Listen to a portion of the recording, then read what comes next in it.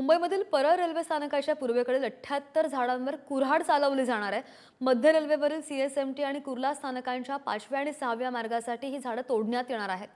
त्याच अनुषंगाने या झाडांवर नोटिसा सुद्धा लावण्यात आल्या। तोडण्यात येणाऱ्या 78 झाडांपैकी फक्त 2 झाडांचं पुनर्रोपण केलं जाणार आहे। ही झाडं किमान 45 वर्षांपेक्षा जास्त जुनी आहेत आणि जुनी झाडं तोडल्यानं मुंबईतील वायू प्रदूषणाचे संकट सुद्धा वाढणार असल्याचं बोललं जात आहे। मुंबईमध्ये खराब हवामान एकीकडे पाहायला मिळते तर दुसरीकडे मध्य रेल्वेच्या 5व्या आणि 6व्या मार्गिकेसाठी 78 झाडांची कत्तल करण्यात येणार आहे।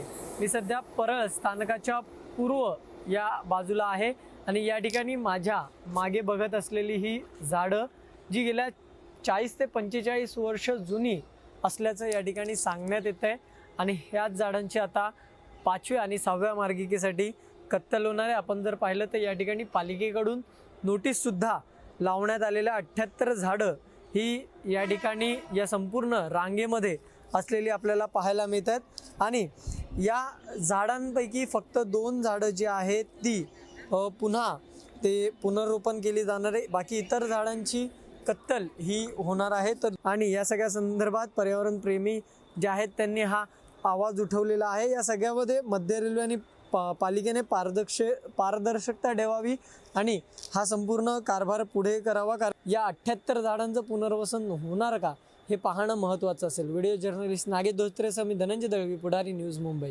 रेल्वे प्रशासनाने याच्यावर काहीतरी ठोर म्हणजे पावलं उचलली पाहिजे जेणेकरून पर्यावरणाची जी होणारी हानी आहे ती कमी करता येईल।